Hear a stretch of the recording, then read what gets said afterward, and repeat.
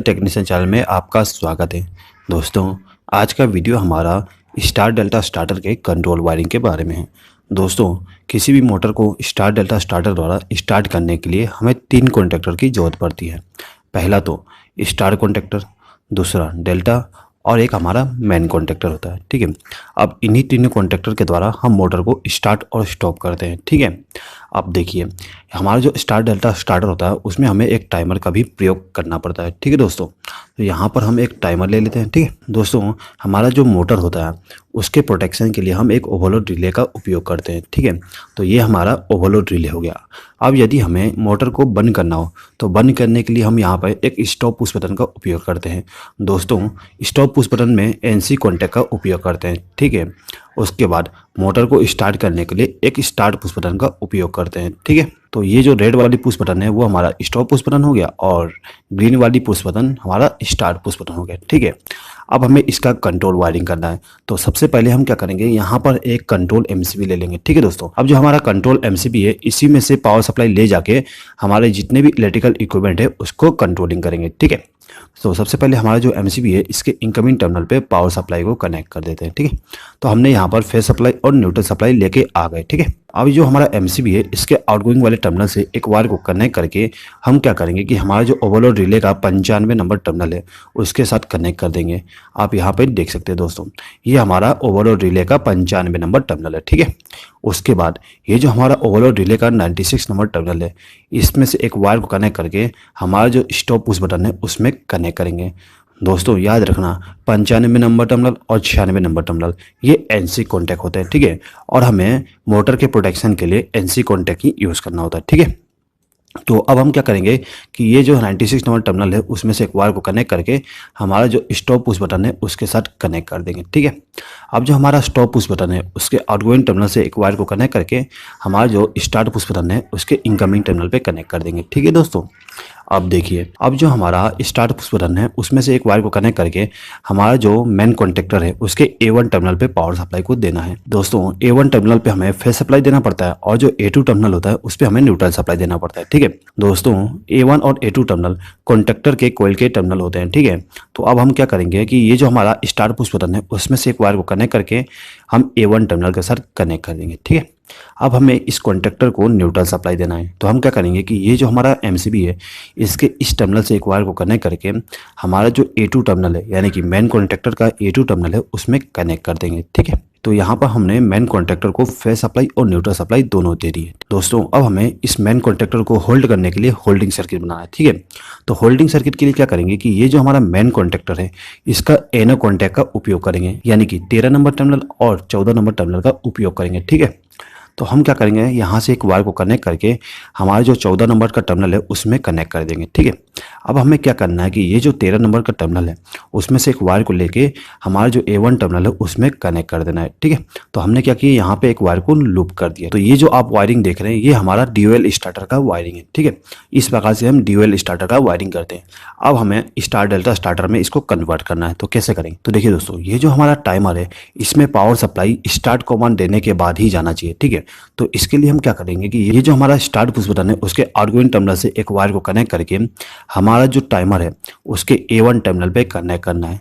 दोस्तों, टाइमर का A1 और A2 टर्मिनल उसमें हमें फेज सप्लाई और न्यूट्रल सप्लाई देना पड़ता है। ठीक है दोस्तों, टाइमर का A1 और A2 टर्मिनल टाइमर के कोयल के सप्लाई होते हैं। ठीक है, तो हम क्या करेंगे कि यहाँ से एक वायर को कनेक्ट करके टाइमर के A1 टर्मिनल पे कनेक्ट कर देंगे। ठीक है, अब जो टाइमर का A2 टर्मिनल है यहाँ पर है। ठीक है दोस्तों, यहाँ पे दिख नहीं रहा लेकिन टाइमर का A2 टर्मिनल यहाँ पर है। ठीक है, तो A2 टर्मिनल पे हम क्या करेंगे कि एक वायर को यहाँ से कनेक्ट करके A2 टर्मिनल पे कनेक्ट कर देंगे। ठीक है, तो यहाँ पर हमारा जो टाइमर है उसको फेज सप्लाई और न्यूट्रल सप्लाई मिल गया। ठीक है दोस्तों, ये जो हमारा टाइमर है इसमें 2 ऑक्सिलरी कॉन्टैक्ट है। ठीक है, यहाँ पे आप देख सकते हैं ड्राइंग में, एक कॉन्टैक्ट ये वाले हो गए और ये कॉन्टैक्ट ये वाले हो गए। ठीक है दोस्तों, ये जो हमारा टाइमर है उसमें 15 नंबर टर्मिनल और 25 नंबर टर्मिनल कॉमन टर्मिनल है। ठीक है, और जो हमारा 16 नंबर टर्मिनल है और 26 नंबर टर्मिनल है ये हमारा एनसी कॉन्टैक्ट हो जाएंगे। ठीक है, और 18 नंबर टर्मिनल और 28 नंबर टर्मिनल ये हमारे एनो कॉन्टैक्ट होते हैं। ठीक है दोस्तों, तो यहाँ पे हम क्या करेंगे कि ये जो हमारा 25 नंबर वाली कॉन्टैक्ट है उसको उपयोग करेंगे। ठीक है, यानी कि सेकेंड कॉन्टैक्ट का उपयोग करेंगे। ठीक है, तो यहाँ पे हम क्या करेंगे कि यहाँ से एक वायर को कनेक्ट करके 25 नंबर टर्मिनल पे कनेक्ट कर देंगे, यानी कि टाइमर का जो A1 टर्मिनल है उसमें से एक वायर को कनेक्ट करके हमारा जो 25 नंबर टर्मिनल है उसमें लूप कर देंगे। ठीक है, अब क्या करेंगे दोस्तों, देखिए अब जो हमारा टाइमर है उसका जो 26 नंबर टर्मिनल है यानी कि ये वाली टर्मिनल, ठीक है, यहाँ से एक वायर को कनेक्ट करके हमारा जो स्टार कॉन्टेक्टर है उसके A1 टर्मिनल पे पावर सप्लाई पहुँचाना है। ठीक है, तो यहाँ पे हम पावर सप्लाई डायरेक्ट लेके नहीं जाएंगे, यहाँ पर हमें एक इंटरलॉकिंग यूज़ करना है। क्या इंटरलॉकिंग यूज़ करना है दोस्तों, देखिए ये जो हमारा डेल्टा कॉन्टेक्टर है इसको ऑन होने पे स्टार कॉन्टेक्टर में पावर सप्लाई नहीं जाना चाहिए। तो इसके लिए हम क्या करेंगे कि ये जो हमारा डेल्टा कॉन्टेक्टर है इसका NC कॉन्टेक्ट का उपयोग करेंगे। ये जो हमारा टाइमर है उसके 26 नंबर टर्मिनल से एक वायर को कनेक्ट करके ये जो हमारा डेल्टा कॉन्टेक्टर है उसके NC कॉन्टेक्ट के साथ कनेक्ट कर देंगे। ठीक है, अब जो NC कॉन्टेक्ट का आउटगोइंग टर्मिनल है यानी कि 22 नंबर टर्मिनल, उस टर्मिनल से एक वायर को कनेक्ट करके हमारा जो स्टार कॉन्टेक्टर है उसके A1 टर्मिनल पे कनेक्ट कर देंगे। ठीक है, अब जो हमारा स्टार कॉन्टेक्टर है उसको न्यूट्रल सप्लाई दे देते हैं, तो हम यहाँ से एक वायर को कनेक्ट करके A2 टर्मिनल पे कनेक्ट कर देंगे। ठीक है, तो यहाँ पर जो हमारा स्टार कॉन्टेक्टर था उसको फेस सप्लाई और न्यूट्रल सप्लाई दोनों मिल गया। अब हमें डेल्टा कॉन्टेक्टर का कनेक्शन करना है। ठीक है दोस्तों, यहाँ पे हम सबसे पहले क्या करते हैं कि जो हमारा डेल्टा कॉन्टेक्टर है उसका जो A2 टर्मिनल है उस पर हम न्यूट्रल सप्लाई कनेक्ट कर देते हैं। ठीक है, अब बचा हमारा A1 टर्मिनल। अब हमें इस A1 टर्मिनल पे पावर सप्लाई पहुंचाना है, इसके लिए हम इंटरलॉकिंग यूज़ करेंगे। क्या इंटरलॉकिंग यूज़ करेंगे दोस्तों, देखिए जो हमारा स्टार कॉन्टेक्टर है इसका NC कॉन्टेक्ट के द्वारा हम पावर सप्लाई A1 टर्मिनल पे लेके जाएंगे। ठीक है, इससे बेनिफिट ये होगा कि यदि हमारा स्टार कॉन्टेक्टर ऑन है तो डेल्टा कॉन्टेक्टर ऑन नहीं हो पाएगा। तो हमारा जो डेल्टा कॉन्टेक्टर है उसको पावर सप्लाई कहाँ से देते हो, देखिए जो हमारा टाइमर है उसका जो एनो कॉन्टेक्ट है यानी कि 28 नंबर टर्मिनल, ठीक है, इस टर्मिनल में से एक वायर को कनेक्ट करके हम क्या करेंगे कि हमारा जो स्टार कॉन्टेक्टर है उसके NC टर्मिनल के साथ कनेक्ट कर देंगे। ठीक है, तो यहाँ से एक वायर को कनेक्ट करके हमारा जो NC कॉन्टेक्ट है ये वाली उसमें एक वायर को कनेक्ट कर देंगे। ठीक है, अब जो हमारा NC कॉन्टेक्ट का आउटपुट टर्मिनल है यानी कि 21 नंबर टर्मिनल, ठीक है, उसमें से एक वायर को कनेक्ट करके हमारा जो डेल्टा कॉन्टेक्टर है उसके A1 टर्मिनल पे कनेक्ट कर देंगे। ठीक है, तो दोस्तों कुछ इस प्रकार से हमारे जो स्टार डेल्टा स्टार्टर होता है उसका कंट्रोल वायरिंग करते हैं। ठीक है दोस्तों ये जो हमारा स्टार डेल्टा स्टार्टर है वो कैसे वर्क करता है उसके बारे में भी आपको थोड़ा सा बता देता हूँ। देखिए यदि हमें इस स्टार डेल्टा स्टार्टर को ऑन करना है तो सबसे पहले हमारा जो MCB है उसको ऑन करना पड़ेगा। ठीक है, तो यहाँ पे मैंने MCB को ऑन कर दिया। तो जैसे ही हम MCB को ऑन करते हैं तो पावर सप्लाई यहाँ से होते हुए सीधा यहाँ तक फिर हमारा जो मेन कॉन्ट्रैक्टर है उसके एनो टर्मिनल तक पहुँच जाती है। ठीक है, अब जितने भी वायर ग्लो नहीं है उनमें पावर सप्लाई नहीं रहेगा। ठीक है, अब हमें मोटर को स्टार्ट करना है।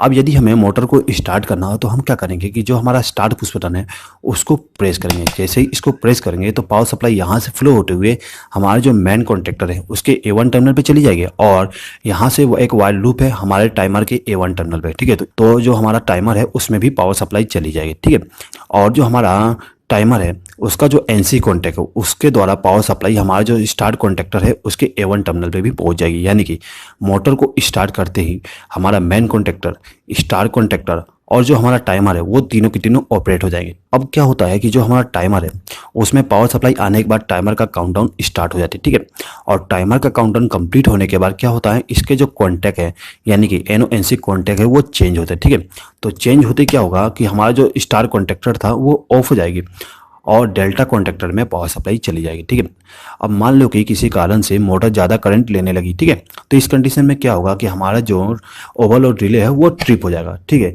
ट्रिप होते ही क्या होगा कि ये जो हमारा ओवरलोड रिले है इसका जो NC कॉन्टैक्ट है वो ओपन हो जाएंगे। ठीक है, इससे क्या होगा कि NC कॉन्टैक्ट के आउटपुट टर्मिनल से पावर सप्लाई आगे फ्लो नहीं हो पाएगा। आप यहाँ पे देख सकते हैं कि पावर सप्लाई केवल यहाँ तक पहुँच रही है, इसके आगे नहीं जा पा रहा। ठीक है दोस्तों, तो कुछ इस प्रकार से हमारा जो स्टार डेल्टा स्टार्टर होती है वो वर्क करता है। आई होप कि आपको ये वीडियो अच्छा लगा होगा।